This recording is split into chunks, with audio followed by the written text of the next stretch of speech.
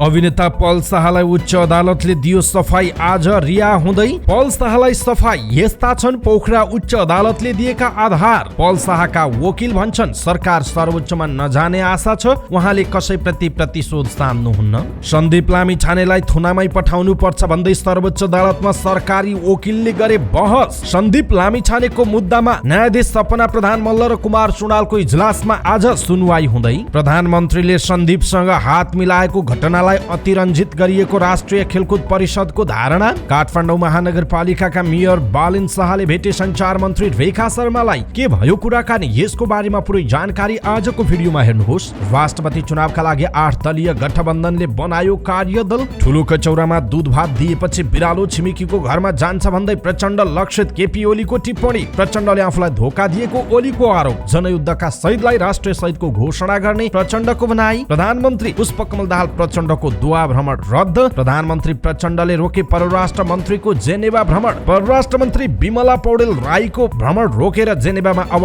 नेकपा एकीकृत समाजवादीका नेता गोविन्द बन्दीलाई पठाइने। सुभाष चन्द्र नेमुवाङलाई मत माग्दै एमाले अध्यक्ष केपी ओलीले 17 जनालाई लेखे चिठी। एकीकृत समाजवादी भन्छ ओलीको चिठीले संवादको ढोका खुल्यो। माओवादीले पुस 10 गतिको सहमति अनुसार सुभाष नेमुवाङलाई मत दिने एमाले सचिव योगेश भट्टराईको टिप्पणी। अत्यावश्यक अवस्थामा बाहेक राहदानी अब जिल्लाबाटै दिनुपर्छ भन्दै सरकारी अध्ययन समितिको निष्कर्ष। सडक नभएको ठाउँमा पुल बनाएकोमा प्रदेश मन्त्रालयका सचिव विरुद्ध भ्रष्टाचारको मुद्दा दर्ता। भारतबाट ल्याएको 4 ट्याङ्कर डिजेलमा मिसावट भेटिएपछि आयल निगमले सुरु गर्यो छानबिन। किशोरीलाई बन्धक बनाएर दुर्व्यवहार गरेको अभियोगमा चिनिया नागरिक पक्राउ। 16 किलो चरेस सहित कपिलवस्तुमा 1 जना पक्राउ। पृथ्वी राजमार्गको विमलनगरदेखि घाँसीकुवा सडक खण्ड दैनिक 4 घण्टा बन्द हुने। राष्ट्रिय लोक तथा दोहोरी गीत प्रतिष्ठानको 8औं केन्द्रीय महाधिवेशनको अन्तिम चुनावी परिणाम सार्वजनिक। शान्तिश्री परिया र देवी घरती सहित यी कलाकारले जिते दोहोरी गीत प्रतिष्ठानको चुनाव। सिन्धुपाल्चोकको 12 विषयमा कलाकार जयानन्द लामाको शालेख स्थापना।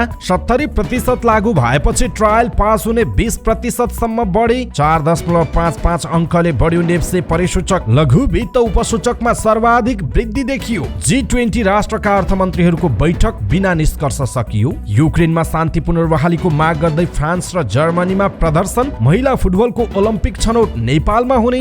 केपी ओली कपको खेल वर्षा र चट्याङका कारण बीचमै रोकियो। र समाचार पार्टी हेल्थ टिप्स अन्तर्गत आज हामी पेटमा जुका पर्ने कारण, लक्षण, रोकथाम तथा उपचार विधिको विषयमा डाक्टर ललित नारायण मिश्रले दिएको हेल्थ टिप्स प्रस्तुत गर्नेछौँ। हामीलाई अन्तिमसम्म हेर्नुहोला। दर्शक महानुभाव नमस्कार। समाचारपाटी.com को न्यूज बुलेटिनमा यहाँलाई हार्दिक स्वागत छ। म प्रहलाद चन्द्र घिमिरे। आज मिति विक्रमसम्म 2079 साल फागुनको 15 गते सोमबार स्पेसम्म सन् 2023 फेब्रुअरी 27 तारिक। आज विश्व गैर सरकारी संस्था दिवस। यहाँहरू सम्पूर्णलाई हार्दिक मङ्गलमय शुभकामना छ। सदाको झैं आज पनि हामी उपस्थित भएका छौँ आजका महत्त्वपूर्ण समाचार, ब्रेकिङ न्यूज, न्यूज अपडेट लगायत तपाईँलाई काम लाग्ने हेर्नै पर्ने महत्त्वपूर्ण खबरहरू लिएर। हामीलाई अन्तिमसम्म हेर्नुहोला। हाम्रो मेहनतका लागि यो भिडियोमा एउटा लाइक अवश्य गर्नुहोला। दर्शक महानुभाव, पलपलको न्यूज अपडेटका लागि हाम्रो च्यानललाई तपाईले अहिलेसम्म सब्स्क्राइब गर्नु भएको छैन भने कृपया सब्स्क्राइब गर्नुहोस् अनि नजिकै आउने बेल आइकनलाई क्लिक गर्नुहोला। दैनिक रूपमा हेर्नुहुन्छ भने रेगुलर भनेर लेख्नुहोला। आज पहिलो चोटि भने फर्स्ट टाइम भनेर लेख्नुहोला। कुन ठाउँबाट हामीलाई हेर्दै हुनुहुन्छ त्यो कुरा तलको कमेन्ट बक्समा कमेन्ट गर्नुहोला। आउनुहोस् दर्शक महानुभाव, आजका महत्त्वपूर्ण समाचार सुरु गरौँ। उच्च अदालत पोखराले सफाई दिएसँगै पल शाह आज रिहा हुँदै गरेको प्रसङ्गबाट। बाल यौन दुर्व्यवहारको मुद्दामा सजाय काटिरहेका अभिनेता पल शाहलाई उच्च अदालत पोखराले सफाई दिएको छ। न्यायाधीश दिल्लीराज आचार्य र श्रीधरा कुमारी पुरासैनीको इजलासले अभियोग दाबी नपुग्ने भन्दै सफाई दिएको हो। पल शाहका कानुन व्यवसायी कमला मोहन वाग्लेले शाहले सबै अभियोगबाट पूर्ण सफाई पाएको र आज रिहा हुने जानकारी दिनुभयो। पल शाहलाई जिल्ला अदालत नवलपरासी पूर्वले बाल यौन दुरुपयोगको आरोपमा 2.5 वर्ष कैद र पीडितलाई 10 लाख रुपैयाँ क्षतिपूर्ति दिने फैसला गरेको थियो। उक्त फैसला विरुद्ध सरकारी वकिल र पल शाह दुवै पक्षले उच्च अदालतमा पुनरावेदन दिएका थिए। एक नाबालिग गायिकालाई बलात्कार गरेको आरोपमा पल शाह विरुद्ध जिल्ला अदालत नवलपरासी पूर्व र जिल्ला अदालत तनहुमा मुद्दा चलेको थियो। नवलपरासी पूर्वले बलात्कार मुद्दामा सफाई दिँदै बाल यौन दुरुपयोगमा 2.5 वर्ष कैद र 10 लाख रुपैयाँ क्षतिपूर्ति दिनुपर्ने फैसला गरेको थियो। जिल्ला अदालत तनहुले भने उनलाई सफाई दिएको छ। त्यसो त फैसलामा बलात्कारको उजुरी परे पनि शाहले प्रहरी र अदालत दुवैमा आरोप अस्वीकार गरे गरेको र जाहेरवालीले अदालतमा उजुरी झुटो भएको बकपत्र गरेकालाई प्रमाणका रूपमा हेरिएको छ। यस्तै जाहेरवालाले घटनाको 5 महिनापछि शाहले गरेको म्यासेज शाहको पोलिग्राफ परीक्षणलाई पनि प्रमाणका रूपमा हेरिएको छ। शाह र जाहेरीवाला बीच भएको संवादको अडियो रेकर्ड भने शंका रहित प्रमाण र अन्य वस्तुनिष्ठ प्रमाणबाट समर्थित हुन नसकेको पनि फैसलामा उल्लेख गरिएको छ।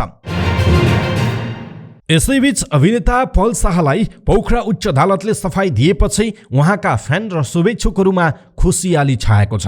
पल शाहलाई अदालतले सफाई दिएको केही मिनेटमा नै नायिका पूजा शर्माले एउटा स्टाटस लेखेर खुसियाली व्यक्त गर्नु भएको छ।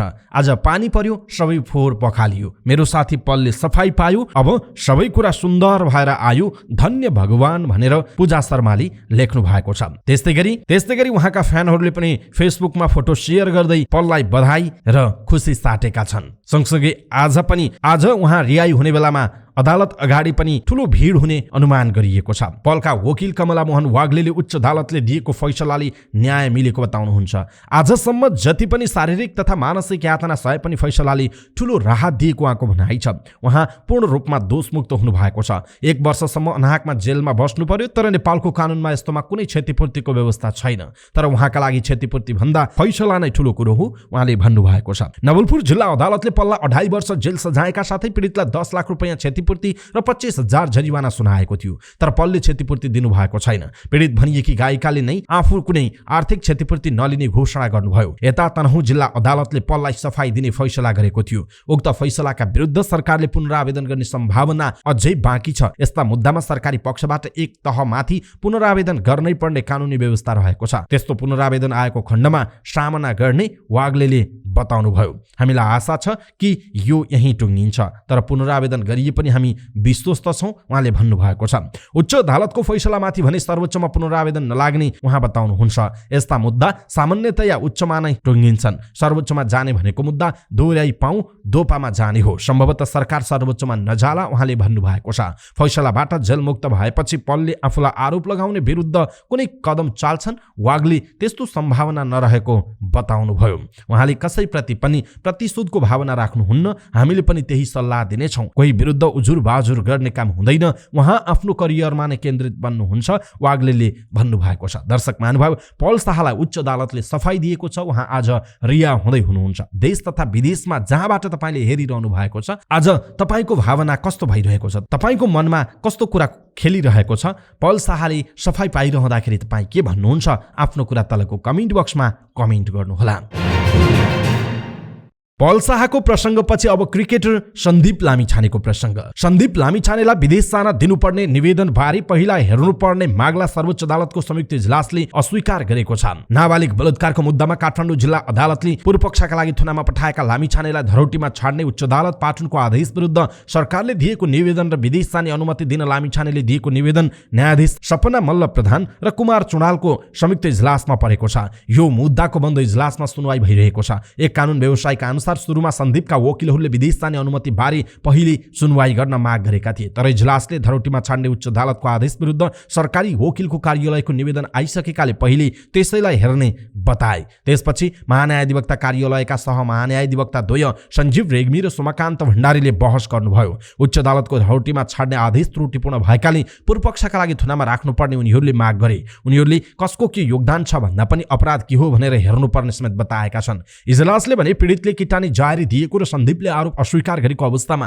के आधारमा निर्णय गर्ने भनेर प्रश्न सोधेको थियो। सरकारी पक्षले परिस्थितिजन्य प्रमाण हेर्नुपर्ने जवाब दिएका थिए। सन्दीपले नाबालिग किशोरीलाई नगरकोट घुमाउन लगेको, छिटो फर्कन आग्रह गर्दा नमानेको, होटलमा एउटै कोठा मात्र बुक गरेको जस्ता घटनाले उनको नियत प्रष्ट हुने उनीहरूको तर्क छ। आइतबार नै सरकारी पक्षबाट वकालत गरेका कानुन व्यवसायीहरूले पनि सन्दीपलाई धरोटीमा छाड्ने आदेश गलत भएको र त्यसले पीडितलाई झन पीडामा पारेको बताएका थिए। आइतबार सुनवाई गर्दा गर्दै समय सकियो र इजलास बन्द भयो र उक्त मुद्दा आज सोही इजलासमा फेरि सुनवाई हुँदैछ। सम्भवतः आज सबैको बहस सकिएपछि सुनवाई हुने सम्भावना छ। सन्दीप लामिछानेको मुद्दा सर्वोच्च अदालतले हेर्दैमा राखेको छ। नाबालिग बलात्कार मुद्दाका आरोपित सन्दीपलाई उच्च अदालतले धरोटीमा छाडेपछि उनलाई पूर्वपक्षका लागि थुनामै राख्ने माग गर्दै महान्यायाधिवक्ता कार्यालयले सर्वोच्चमा पुनरावेदन दिएको थियो। त्यस्तै सन्दीप लामिछानेले पनि आफूलाई विदेश जान दिनुपर्ने माग राख्दै सर्वोच्चमा निवेदन दिनुभएको थियो। अब यो मुद्दामा यही इजलासमा आज सुनवाई हुने जनाइएको छ। दर्शक महानुभाव, पल शाह छुटेसँगै सन्दीप लामिछानेको विषयमा पनि धेरै व्यक्तिहरूले सामाजिक सञ्जालमा आफ्ना धारणाहरू लेखिरहनु भएको छ। अब तपाईँ के भन्नुहुन्छ? आफ्नो कुरा तलको कमेन्ट बक्समा कमेन्ट गर्नुहोला।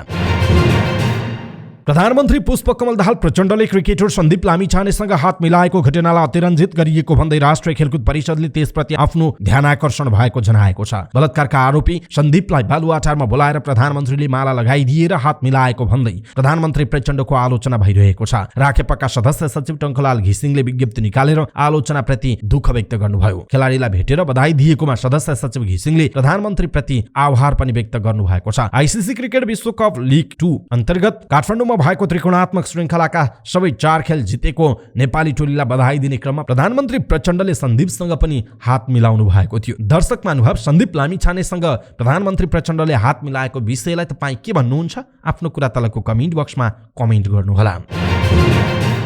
काठमाडौँ महानगरपालिकाका मेयर बालेन शाहले सञ्चार तथा सूचना प्रविधि मन्त्री रेखा शर्मालाई भेट्नु भएको छ। मेयर बालेनले काठमाडौँ महानगरभित्रको इन्टरनेट लगायतका तार व्यवस्थापन कसरी गर्ने भन्ने विषयमा मन्त्री शर्मासँग छलफल गर्नुभयो। अव्यवस्थित तारले शहरको सुन्दरता नै घटाएकाले त्यसलाई कसरी नियमन गर्ने भनेर बालेनले मन्त्री शर्मासँग छलफल गरेको उहाँको सचिवालयले जनाएको छ। छलफलका क्रममा तारलाई व्यवस्थित गर्नका लागि व्यवस्थापनदेखि कारबाहीसम्मको विषयमा चर्चा भएको सचिवालयले जनाएको छ। भेटमा मन्त्री शर्माले सरकारले नियमन गर्ने ऐन बनाइरहेको बताउँदै त्यसलाई चाँडै समितिमा पठाउने जानकारी दिनुभएको छ। यसैबीच सामाजिक सञ्जाल नियमन गर्ने विषयमा पनि छलफल भएको बताइएको छ। पछिल्लो समय बढिरहेको फेक समाचारलाई कसरी नियमन गर्न सकिन्छ भन्ने विषयमा समेत छलफल भएको छ। मेयर बालिन र मन्त्री शर्मा बीच गुगल, फेसबुक, ट्विटर, युट्युब लगायतका सामाजिक सञ्जालहरूको नेपालमा कार्यालय खोल्न पनि पहल गर्ने विषयमा छलफल भएको मेयरको सचिवालयले जनाएको छ। दर्शक महानुभाव, अहिले पनि तपाईँले युट्युबमा हाम्रो समाचार हेरिरहनु भएको छ। यहाँहरूले धेरै त्यस्ता अनलाइन त्यस्ता युट्युब च्यानलहरू देख्नुहुन्छ जो ठुला ठुला अक्षरमा भर्खरै प्रचण्डले जुत्ता खाए अथवा भर्खरै यस्तो भयो, तुरुन्त हेर्नुहोस् यस्तो भयो भन्ने खालका समाचारहरू यहाँहरूले देख्न सक्नुहुन्छ, जुन अतिरञ्जित हुन्, फेक हुन् होइन। पल शाह भर्खरै चाहिँ छुटे र नाबालिकाले यस्तो स्पष्टीकरण दिइन् भन्ने खालको कुरा आइसकेको छ। पल शाहसँग जोडिएकी युवती अहिलेसम्म बोलेकी नै छैन, उनको विषयमा धेरै समाचारहरू बनिसकेका छन्। त्यसकारणले हामी यस्ता फेक समाचारहरू प्रसारण गर्दैनौँ। सत्य तथ्यमा आधारित रहेर सही सूचना छोटो समयमा सबै समाचारहरू तपाईँहरूले पाउनुहोस् भन्ने हाम्रो उद्देश्य हो। भलै कहिलेकाहीँ अलिकति समाचारहरू लामा धेरै हुन पनि सक्छन्, यहाँहरूले धैर्य गरेर हेरिदिनु होला र अन्त्यमा हेल्थ टिप्स पनि हुन्छ, त्यो पनि हेर्नुहोला। र सामाजिक सञ्जाल नियमन गर्ने जस्तो फेक समाचारहरू गुगल, फेसबुक, ट्विटर, युट्युब लगायतका सामाजिक सञ्जालहरूमा जसरी फेक समाचारहरू आउँछन् त्यो समाचारहरू यहाँहरूले पनि रिपोर्ट गर्न सक्नुहुनेछ। हाम्रै पनि समाचार तपाईँलाई मन परेन भने तपाईँहरूले रिपोर्ट गर्न सक्नुहुनेछ। यहाँहरूले त्यो रिपोर्ट गर्ने कसरी हो भनेर अनलाइनमा खोज्नुभयो भने त्यो पनि पाइन्छ। र मेयर बालेन शाहले सञ्चार मन्त्रीसँग यो फेक समाचारलाई रोक्नका लागि जुन छलफल गर्नु भएको छ यसप्रति तपाईँको धारणा के छ? आफ्नो धारणा तलको कमेन्ट बक्समा कमेन्ट गर्नुहोला। नेपाली कांग्रेस, नेकपा माओवादी केन्द्र सहितका 8 दलले राष्ट्रपति निर्वाचनलाई लक्षित गरी कार्यदल गठन गरेको छ। कांग्रेस उपसभापति पूर्णबहादुर खड्का नेतृत्वको कार्यदलमा नेकपा माओवादी केन्द्रका महासचिव देव गुरुङ, एकीकृत समाजवादीबाट महासचिव विदुराम भूषाल, जनता समाजवादी पार्टीबाट राजेन्द्र श्रेष्ठ रहनु भएको छ। यस्तै जनमत पार्टीबाट अब्दुल खान, लोकतान्त्रिक समाजवादी पार्टीबाट शरद सिंह भण्डारी, नागरिक उन्मुक्ति पार्टीबाट रञ्जिता श्रेष्ठ र राष्ट्रिय जनमोर्चाबाट चित्रबहादुर केसी रहनु भएको छ। जनमत पार्टीका नेता तथा मन्त्री अब्दुल खानका अनुसार कार्यदलमा रहेका सदस्यले राष्ट्रपति निर्वाचनमा आफ्नो पार्टीको जिम्मा लिनुपर्नेछ। फागुन 25 मा राष्ट्रपतिको निर्वाचन हुँदैछ। सो निर्वाचनमा 8 दलको साझा उम्मेद्वार रामचन्द्र पौडेल हुनुहुन्छ। गठबन्धनमा रहेका दलहरूको संघीय संसदका सदस्य र प्रदेशसभा सदस्यहरूको मत पौडेलको पक्षमा पार्न कार्यदल बनाइएको जनाइएको छ। नेकपा एमालेका अध्यक्ष केपी शर्मा ओलीले प्रधानमन्त्री पुष्पकमल दाहाल प्रचण्डलाई बिरालोको संज्ञा दिनुभएको छ। ठूलो कचौरामा दूध र भात दिएपछि बिरालो छिमेकीकोमा जानु ठूलो कुरा होइन। आइतबार काठमाडौँमा भएको कार्यक्रममा सम्बोधन गर्दै ओलीले भन्नुभयो, उहाँले आफूले 80 सिट हुँदा पनि पदको लोभ नगरेको तर प्रचण्डले 32 सिट भएर पनि पदका लागि लोभ गरेको र जे पनि गरेको आरोप लगाउनु भयो। उहाँले पार्टी छोडेर जाने शीर्ष नेताहरूको नाम नै नली पिलो निचरिएको संज्ञा दिनुभयो। पिलो निचोर्दैमा ओजन घट्दैन उहाँले भन्नुभयो। पिल्पाको पात हो भनेर फुर्ती लगाए पनि झरेपछि त्यो मल नै हुने हो। त्यो कसरी बिस्तारै झरिरहेको छ तपाईहरूले देखिरहनु भएको छ उहाँको भनाइ छ। अध्यक्ष ओलीले विदेशी शक्तिले आफूलाई लखेटिरहेको पनि उल्लेख गर्नुभयो। विदेशी शक्ति र देशका प्रतिक्रियावादीहरूबाट सबैभन्दा बढी म लखेटिएको छु उहाँले भन्नुभएको छ। चीनसँग सहकार्य गरेकोमा भारत रिसाएको उहाँको संकेत थियो। उत्तरतिर बाटो नै थिएन, मैले बाटो खोलिदिएँ उहाँले भन्नुभयो। सीमा मिचिएको थियो, कोही बोल्न सकेको थिएन, म बोले, नक्सा बनाएर त्यसलाई संविधानको अंश पनि बनाइदिएँ। अरू सरकार भए संविधान नै संशोधन गरेर यस्तो काम गर्न नसक्ने पनि उहाँको तर्क रहेको छ।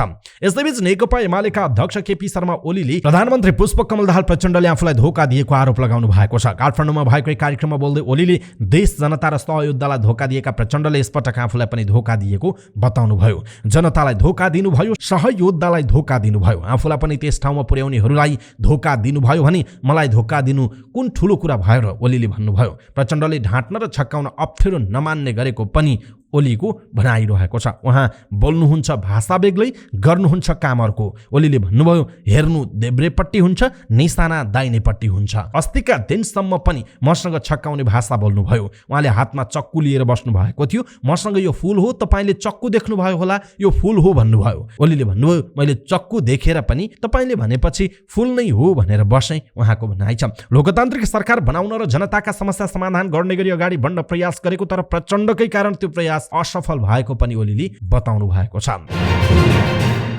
सरकारले जनयुद्धका शहीदलाई राष्ट्रिय शहीद घोषणा गर्ने तयारी गरेको छ। प्रधानमन्त्री पुष्पकमल दाहाल प्रचण्डले यस्तो जानकारी दिनुभयो। आइतबार जनयुद्धका शहीद तथा बेपत्ता योद्धाका परिवारसँगको अन्तर्क्रियामा प्रधानमन्त्री प्रचण्डले जनयुद्धका शहीदहरूलाई राष्ट्रिय शहीद घोषणा गर्ने बताउनु भएको हो। नेपालको राजनीतिक परिवर्तनमा अद्वितीय योगदान गर्ने जनयुद्धका शहीदहरूलाई उच्च सम्मानसहित राष्ट्रिय शहीद घोषणा गर्ने तयारी भइरहेको उहाँले बताउनुभयो। आइतबार जनयुद्धको क्रममा पहिलो बलिदान गर्ने शहीद दिलबहादुर रम्तेलको स्मृति दिवस पनि भएको उल्लेख गर्दै प्रचण्डले भन्नुभएको छ, वर्तमान सरकारले जनयुद्ध लगायत सबै आन्दोलनका शहीदहरूलाई राष्ट्रिय शहीद घोषणा गर्ने तयारी गरिरहेको छ। 2007 सालको क्रान्तिदेखि झापा विद्रोह, जनआन्दोलन र जनयुद्धका शहीदहरू नेपालको राष्ट्रिय गौरव भएकाले उनीहरूको सम्मान गर्नुपर्छ भन्नेमा सरकार रहेको पनि प्रधानमन्त्री प्रचण्डले बताउनुभयो। प्रचण्डले शान्ति प्रक्रियाका बाँकी कामहरू पनि छिट्टै सम्पन्न गर्ने उल्लेख गर्नुभएको छ।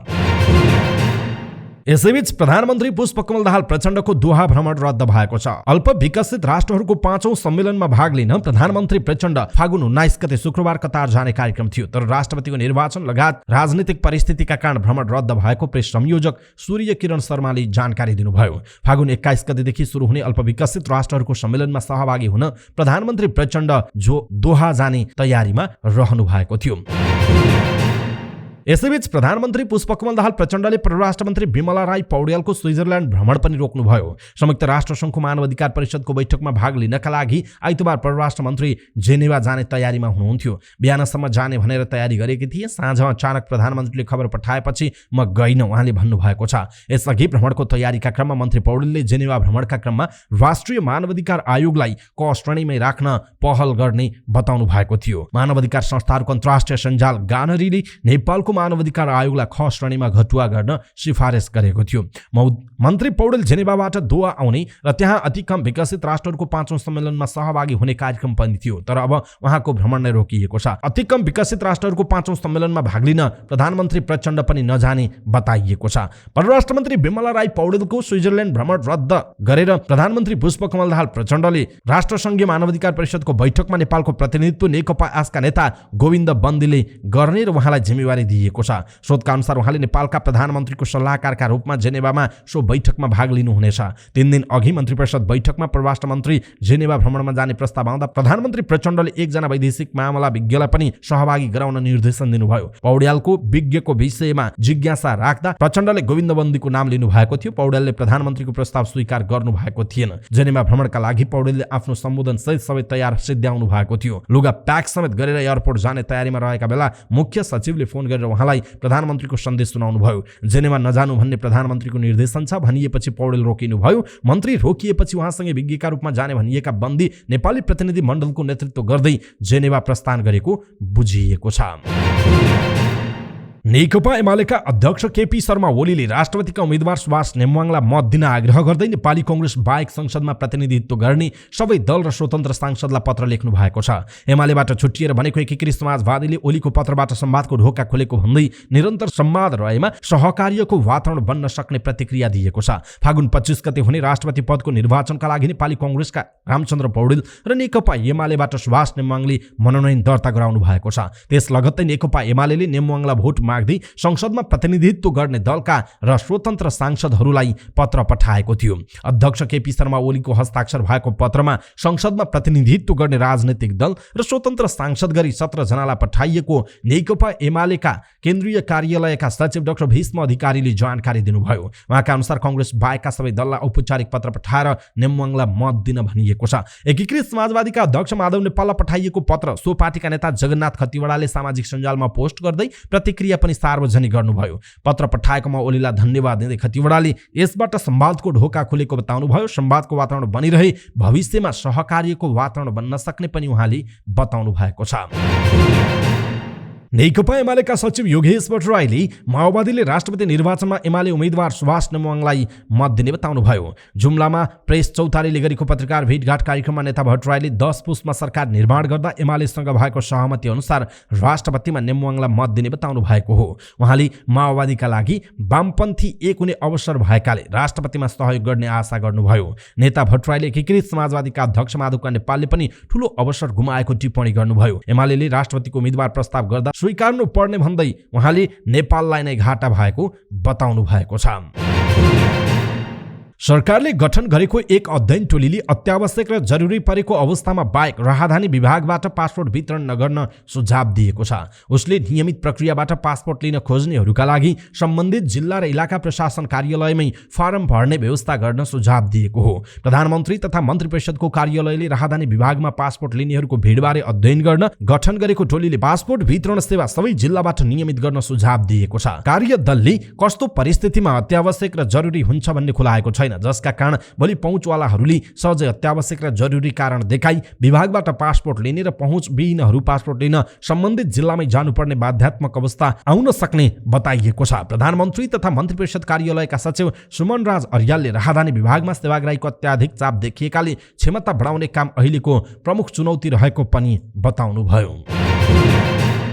गोर्खा नगरपालिका 3 मा बाटो नभएको ठाउँमा पुल बनाएर भ्रष्टाचार गरेको आरोपमा गण्डकी प्रदेशको भौतिक पूर्वाधार मन्त्रालयका तत्कालीन सचिव ईश्वर चन्द्र मरहट्टा सहित 3 जना विरुद्ध भ्रष्टाचारको मुद्दा दायर भएको छ।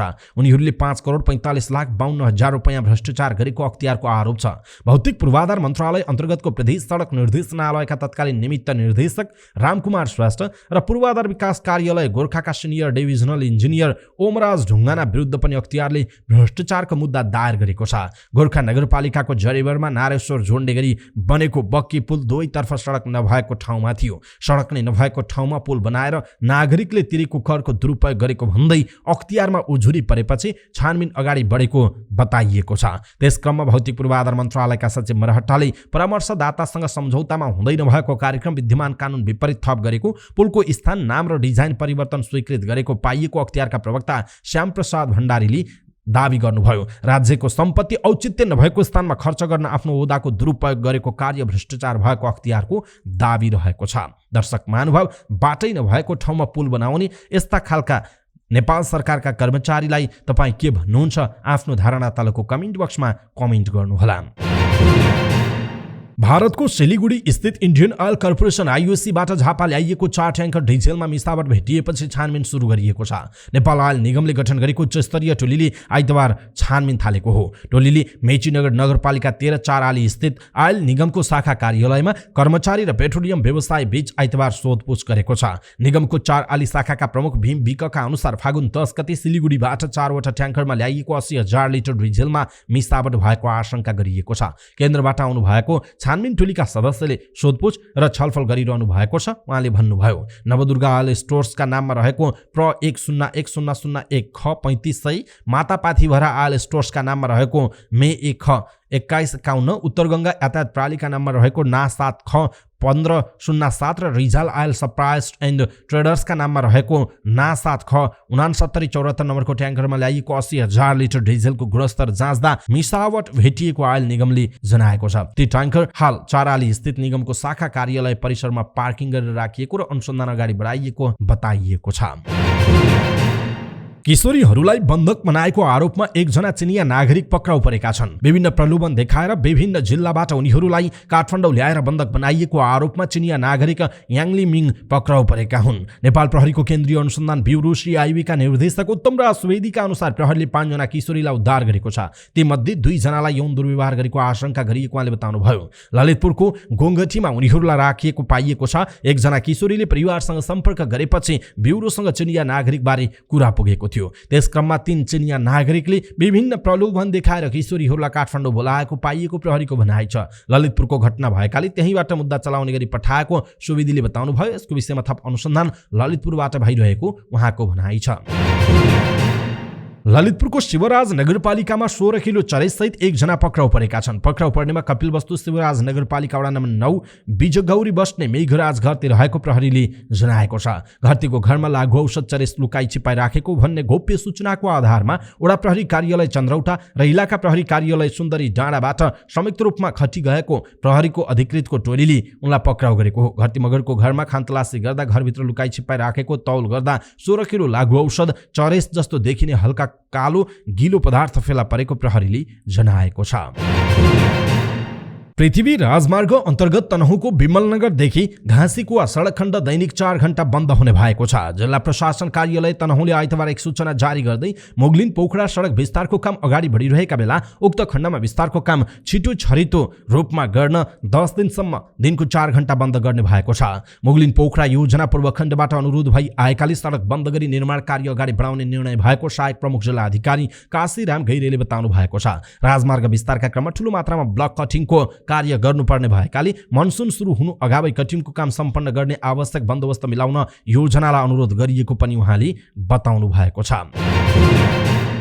राष्ट्रिय लोक तथा दोहोरी गीत प्रतिष्ठानको 8औं केन्द्रीय महाधिवेशनको अन्तिम चुनावी परिणाम सार्वजनिक भएको छ। अध्यक्ष सहितका शीर्ष पदमा निर्विरोध निर्वाचित भए पनि अन्य पदमा मतदान भएको थियो, जस अनुसार उपाध्यक्षमा कृष्ण रेउली, रमेश राज भट्टराई, कुमन अधिकारी, पूर्णकला भिसी, राजु ढकाल, पुष्कल शर्मा र कुलेन्द्र विश्वकर्मा निर्वाचित हुनु भएको छ। उपाध्यक्षको प्रतिस्पर्धामा शंकर भिसी र चोलेन्द्र पौडेल पराजित हुनु भएको छ। सचिव खुल्लातर्फ देवी घरती, युवराज मगर र महेन्द्र गौतम निर्वाचित हुनुभयो। यो प्रतिस्पर्धामा विमल अधिकारी र कृष्ण आशु विश्वकर्मा पराजित हुनुभयो। सहकोषाध्यक्षमा सम्झना लामिछाने र ईश्वरी प्रसाद भूषाल निर्वाचित हुनु भएको छ। महिला सदस्यतर्फ सम्झना भण्डारी, कला लम्साल, उषा सुवेदी, करिश्मा ढकाल, स्मृति तिमिलसेना, जालुमाया गुरुङ र सुशीला गौतम निर्वाचित हुनुभयो। खुल्ला सदस्यतर्फ शान्तिश्री परियार, रवि लामिछाने, खेम सञ्चुरी, मनमाया वाइवा, कुमार पुन मगर, रीना थापा मगर, प्रकाश भट्ट, सुजन लम्साल, पुरुषोत्तम भण्डारी, श्रीकृष्ण बमल्ल, कुमार राणा मगर, बालचन्द्र बराल, दिनेश काफ्ली, कुशल वेलवासे र रेशम निर्दोष निर्वाचित हुनु भएको छ। कमेडी च्याम्पियनका प्रतियोगी खड्गबहादुर पुन खबपु सदस्यको प्रतिस्पर्धामा पराजित हुनु भएको छ। महाधिवेशनबाट रीता थापा मगर सर्वसम्मत रूपमा अध्यक्षमा निर्वाचित हुनुभयो भने पशुपति शर्मा वरिष्ठ उपाध्यक्ष, रामजी खाँड प्रथम उपाध्यक्ष, राधिका हमाल महिला उपाध्यक्षको रूपमा निर्वाचित हुनु भएको छ। 10 दिन बेसीमा 3 दिन चलेको महाधिवेशन आइतबार सकिएको हो।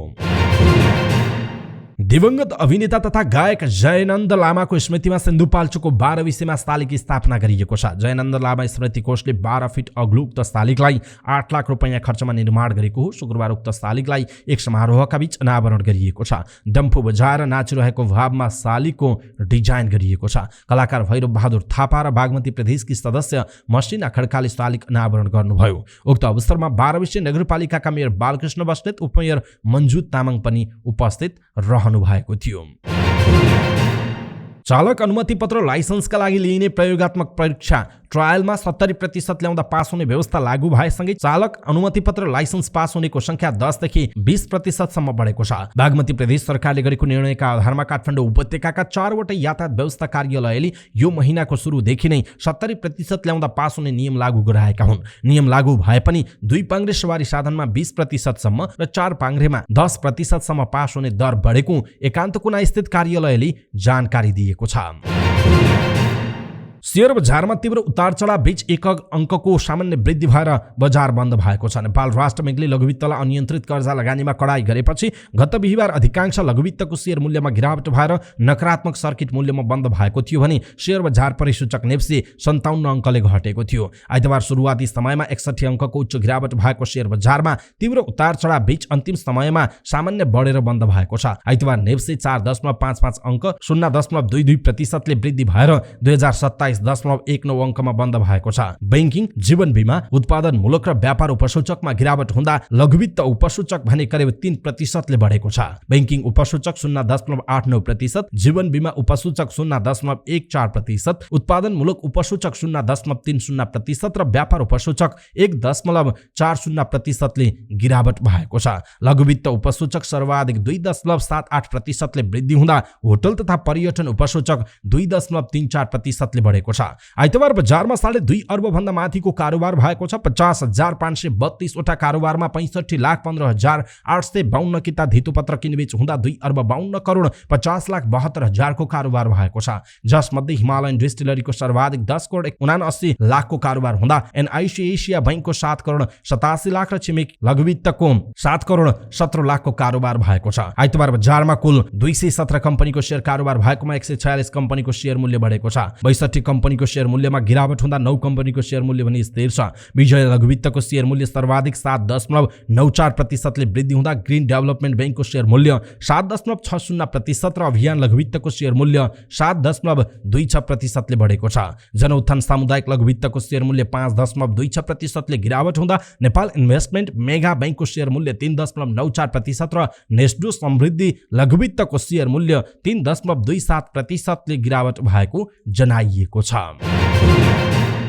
विश्वका ठूला अर्थतन्त्रहरूको समूह G20 राष्ट्रका अर्थमन्त्रीहरूको बैठक बिना निष्कर्ष टुङ्गिएको छ। भारतमा आयोजित G20 सदस्य राष्ट्रका अर्थमन्त्रीहरूको बैठकबाट रुस विरुद्ध निन्दा प्रस्ताव पारित गर्न खोजिएपछि बैठक भाँडिएको हो। चीनले रुस विरुद्धको निन्दा प्रस्तावमा आपत्ति जनाएपछि बैठक घोषणापत्र नै जारी नगरी टुङ्गिएको हो। भारतको दक्षिणी शहर मैंगलोरमा आयोजित बैठकमा भारतले रुस युक्रेन युद्धबाट विश्व अर्थतन्त्रमा परेको असर न्यून गर्न बृहत प्रस्ताव तयार पारेकोमा पश्चिमा राष्ट्रहरूले घोषणापत्रमा रुसको निन्दा गर्ने बुँदा समावेश गरेपछि प्रस्ताव पारित हुन नसकेको हो। चीनले पश्चिमा देशहरूले G20 समूहलाई अस्थिर बनाउन खोजेको आरोप लगाएको छ।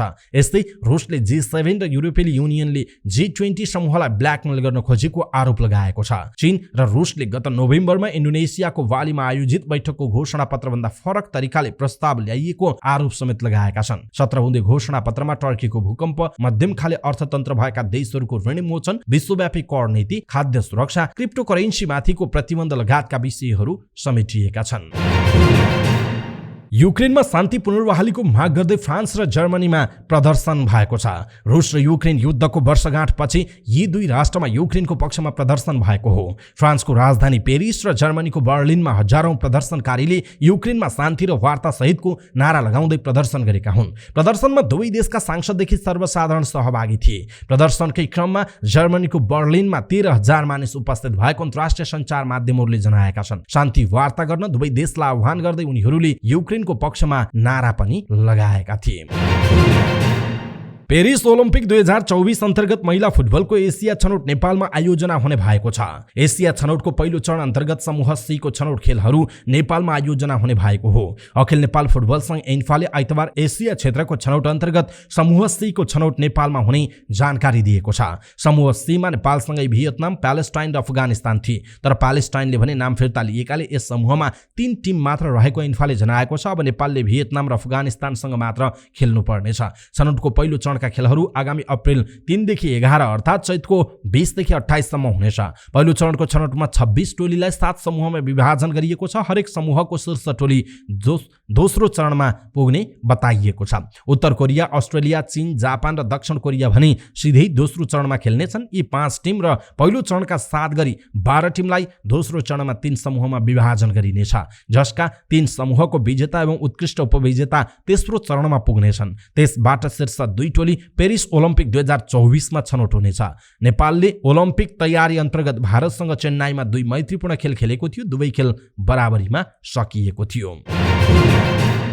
केपी ओली कप फुटबलको पहिलो सेमिफाइनल खेल वर्षा तथा मेघ गर्जनका कारण रोकिएको छ। त्रिभुवन आर्मी क्लब र साधुबाटो युथ क्लब बीच भएको पहिलो सेमिफाइनल खेलको दोस्रो हाफ आज खेलाउने बताइएको छ। खेलको 53 मिनेटसम्म दुवै टिम 0-0 बराबरीमा रहेको अवस्थामा मेघ गर्जनसहित वर्षा र चट्याङ परेकाले खेल रोकिएको बताइएको छ।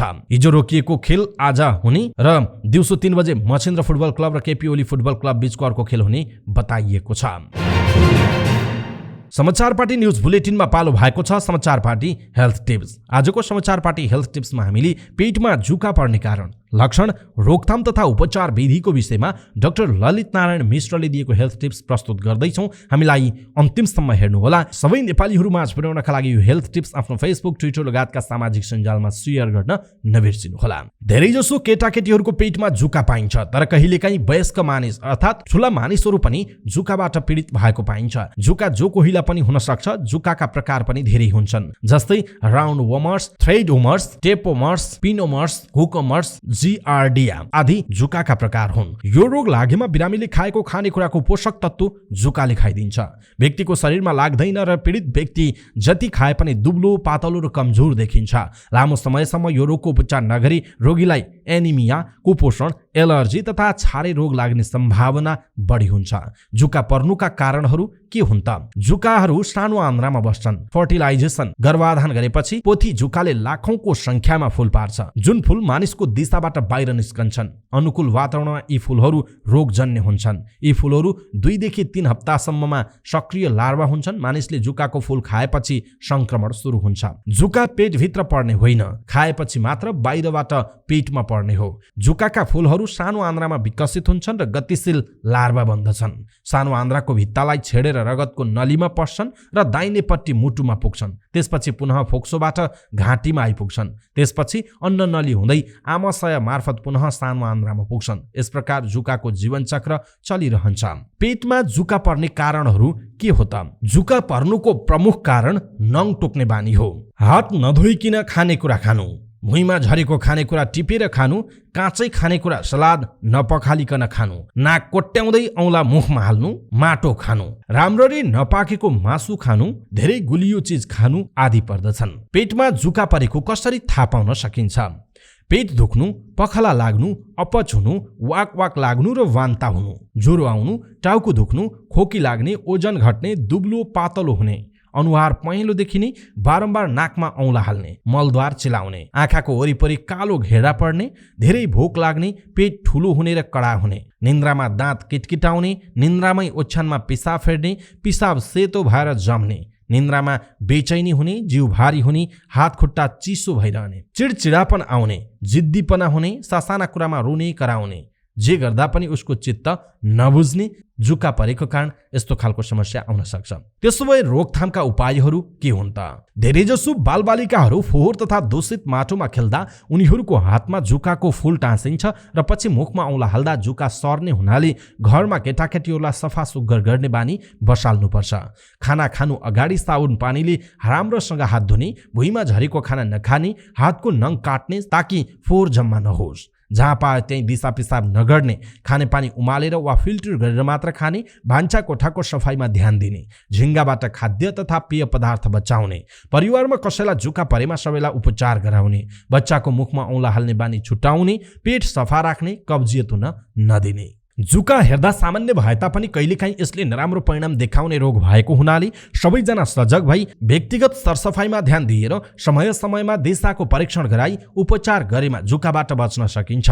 यो समस्यामा खानपिनमा सुधार गर्दै सरसफाइमा ध्यान पुर्याई उपचार गर्न सकिन्छ। के खाने त? स्वच्छ, सफा, पौष्टिक खाना खाने। तरकारी र फलमा करेला, परवल, लौका, काँचो मेवाको सब्जी, बेथुको साग, पुदिना, प्याज, गोलभेडा, गाजर, अमला, स्याउ, पाकेको अम्बा, आलु बखेडा, केरा, भुइँकटर, काँचो नरिवल र नरिवलको पानी खाने। के नखाने?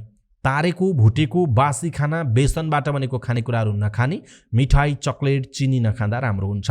दर्शक महानुभाव, आज हामीले यहाँहरूलाई पेटमा जुका पर्ने कारण, लक्षण र रोकथामको विषयमा जानकारी दियौँ। डाक्टर ललित नारायण मिश्रले दिएको हेल्थ टिप्स यहाँहरूमा आज हामीले प्रस्तुत गर्यौँ। तपाईँलाई कस्तो लाग्यो? आफ्नो धारणा तलको कमेन्ट बक्समा कमेन्ट गर्नुहोला। सबै नेपालीहरूमा यो हेल्थ टिप्स पुर्याउनका लागि कृपया आफ्नो फेसबुक, ट्विटर लगायतका सामाजिक सञ्जालमा सेयर गर्नुहोला। आफन्तजन इष्टमित्रलाई मेसेन्जरमा पठाइदिनुहोला। हवस् त दर्शक महानुभाव, आजका महत्त्वपूर्ण समाचार, ब्रेकिङ न्युज, न्युज अपडेट लगायत तपाईँलाई काम लाग्ने हेर्नै पर्ने महत्त्वपूर्ण खबरहरू यति नै। हामीले प्रस्तुत गरेका यी समाचारहरूप्रति तपाईँको धारणा के छ? आफ्नो धारणा तलको कमेन्ट बक्समा कमेन्ट गर्नुहोला। हाम्रो मेहनतका लागि यो भिडियोमा एउटा सानो लाइक अवश्य गर्नुहोला। दर्शक महानुभाव, पलपलको न्युज अपडेटका लागि हाम्रो च्यानललाई तपाईँले अहिलेसम्म सब्स्क्राइब गर्नुभएको छैन भने कृपया सब्स्क्राइब गर्नुहोस् अनि नजिकै आउने बेल आइकनमा क्लिक गर्नुहोला। पलपलको न्युज अपडेटका साथ फेरि हाम्रो भेट हुनेछ। तपाईँ समाचार पार्टी हेर्दै गर्नुहोस्। नमस्कार।